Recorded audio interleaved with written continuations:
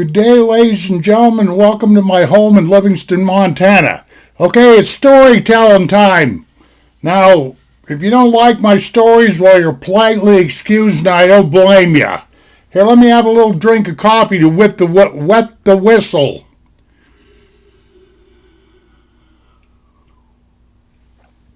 I tell you what, I'm addicted to coffee. No, not a lot of coffee in a day's time, but I drink my fair share, especially in the wintertime up here in Montana, you know what I mean? Okay, let's get on with this story. Now, right off the get-go, ladies and gentlemen, I apologize because I can't remember every facet of every little detail of this story.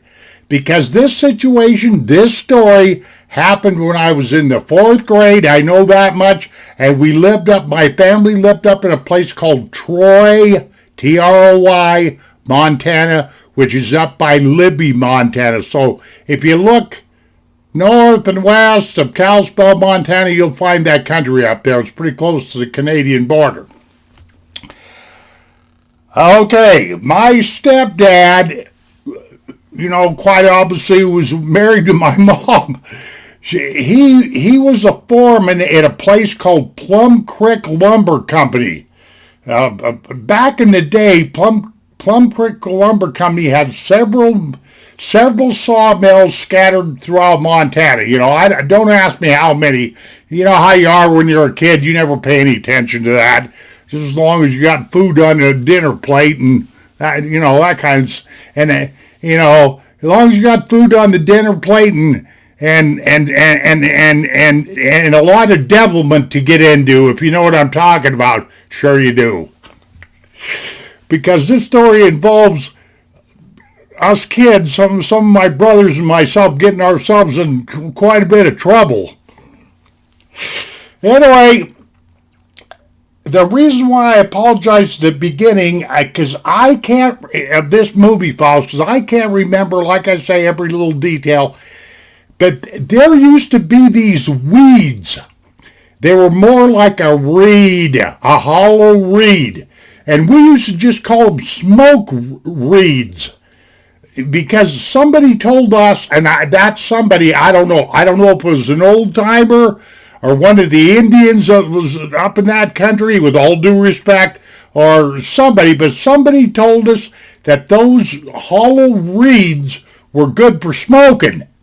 Now, and the reason why I even brought up this subject of old timers telling us BS like that is because that's one of the favorite things that the old timers used to like to do up here in Montana, was tell us kids fibs to see how, that was their way of testing our IQ, to see how stupid we were to go do whatever they were, really secretly joking about. Like one of my uncles, I remember one time he said, I was asking him about one of his mare horses. He goes, oh, yeah, I was asking him, if the horse was broken up to ride.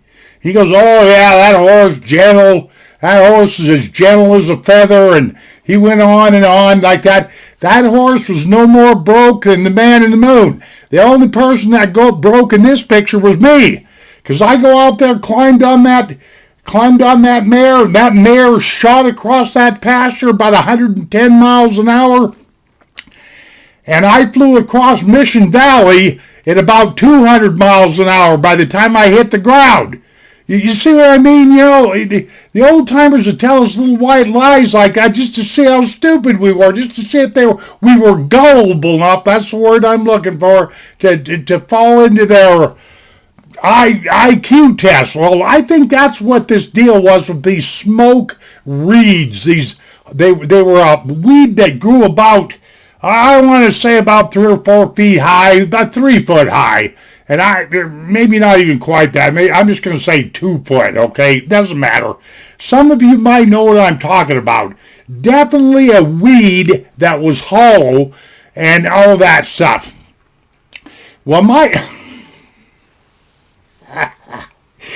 my parents, they both smoked, the nasty stuff, tobacco, that shit that, causes you to die early. Yeah, they smoked them back in the old days. They didn't call them Pall Malls. Everybody called them Pall Malls. I could never figure that out. It was clearly printed on the packages Pallmall, Pall Mall. But everybody called them Pall Malls. Why? I have no idea. It's just like up here in Montana we call creeks. And I've always get asked about that. I have no idea why us Montanans call creeks. But anyway, us kids, we kind of figured, if the folks are smoking, it was okay for us to, we could go out and get us one of these smoke reeds, these hollow weeds, if you will, and give them a puff, Now listen up here. Pay attention, man. This is a true story. I couldn't make this crap up if I had to. Okay, where my folks lived, it was about 100 yards to where the lumber yard ground started. And if you walked across this old wood-filled, sawdust-filled field, so to speak, you'd run right into a great big pile of what they called cull logs. Cull logs were logs that weren't fit for processing. They were crooked, real crooked. Crooked, split up, broke, and all that. So they just take them cull logs, them no good logs that were no good for making lumber, cutting good 2x4s, 4x4s, and all that stuff, and they just made a great big pile out of them, and usually the guys would go out there and cut up a load or two and use it for firewood, it was that kind of a deal, But this particular pile of cull logs, it was big, man. I mean, it was like, man, I want to say like probably 30, 40 yards across. It was at least as big as my house. Now, probably about, 20 yards high, which would be 60 feet. Well, I don't know, maybe, something like that, I'd have to say about 30 by 20 high and 30 in diameter, okay? It doesn't really matter, but just understand it was a really big pile of logs.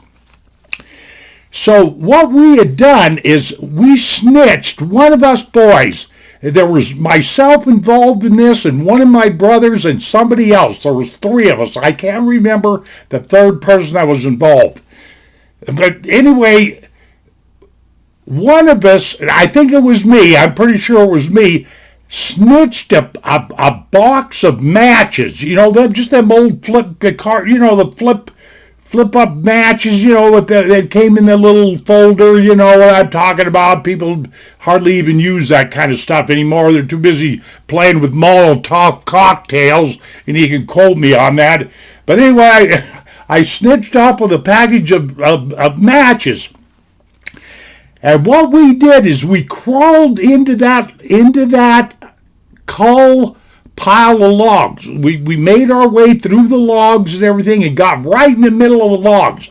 We thought, boy, this is fun. This is great. Nobody can see us, And that sawmill was running over there. The sawmill itself was probably another, 75 yards away, 100 yards away from that pile of coal logs.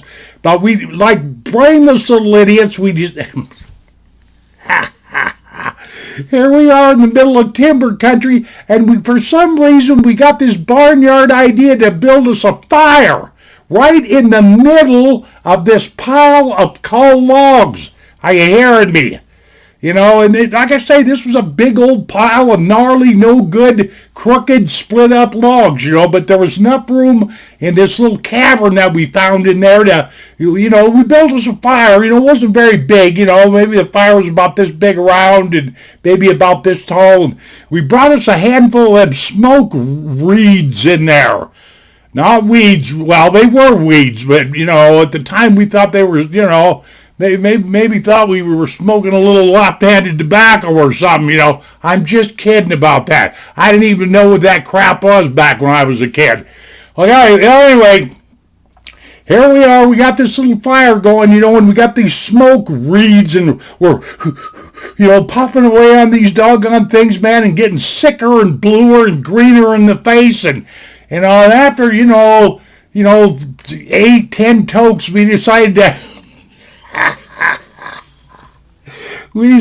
them smoke reeds weren't so good after all, you know what I mean? And this is a true story, folks. What had happened, like a dumb fool, we got kind of in a hurry, because we didn't want especially my mom. I think she was at home, and I know my dad was working at the sawmill because he was a foreman. He was one of the foremans over there, one of the bosses, and everything. We decided we better clear house. We better get gone, and all that. And so one of us told the other one, hey, put that fire out there, make sure that fire's out, and everything. Well, the thing of it is, whoever was in charge of putting that fire out didn't get the fire put out. There were still embers going and little coals and all kinds of stuff because we was in too busy. We were in too big of a hurry, and we were kids full of devilment, like I say, It's no wonder my mother wore out about 3 or 4 belts on us kids by the time we got raised.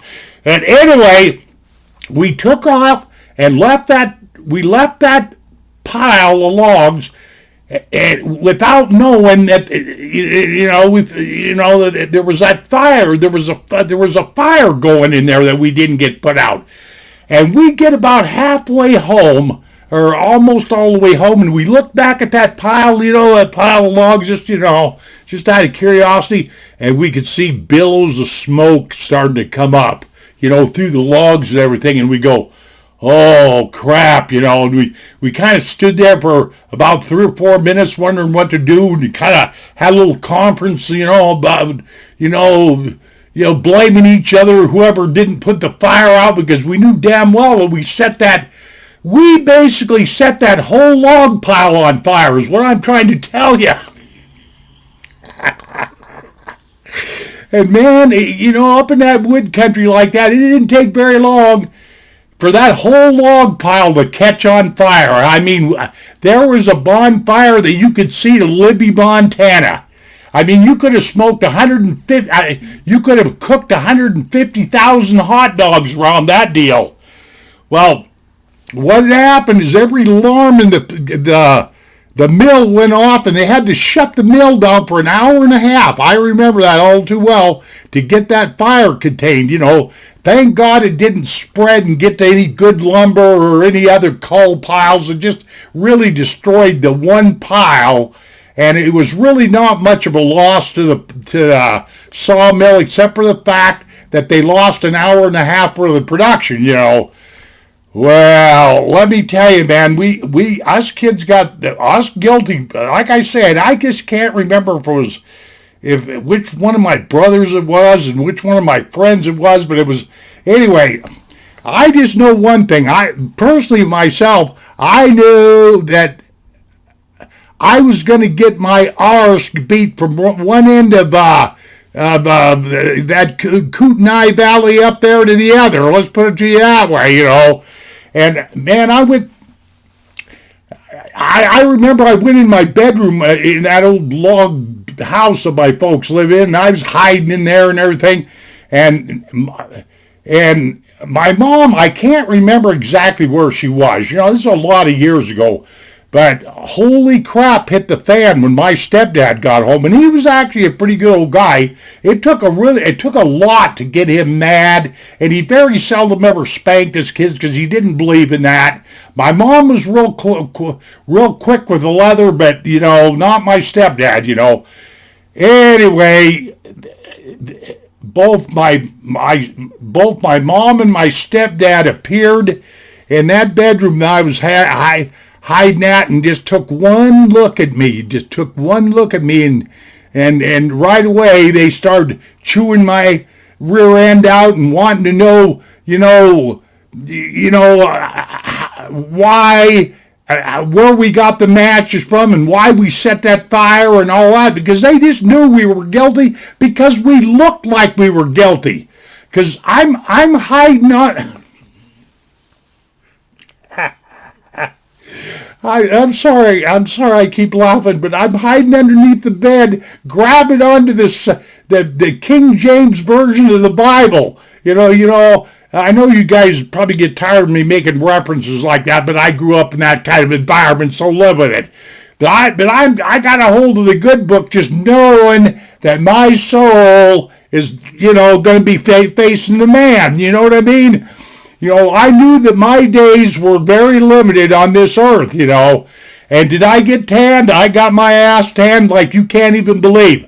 I do believe my mom wore out, about half of a belt, especially on my rear end, because I was the most guilty. I think it was my idea to climb underneath that log pile, build that fire, smoke them smoke reeds, which made us sicker than a dog, and all that stuff. And that's a true story. And that fire burnt that log pile right to the ground. We had lots of smoke to inhale in, ladies and gentlemen, let me tell you that. Okay, I don't know if you found this funny or not, but it's just a little something that happened. I was in the 4th grade, however old you are when you're in the 4th grade, living in Troy, Montana. And I was an arsonist, I'll admit it. Ladies and gentlemen, thank you very much for visiting me in my home here. We shall see you on down the trail. Take care of yourselves, and adios, my friends. And where do I get out of here at? Goodbye. Let's see, I'm got too many buttons here.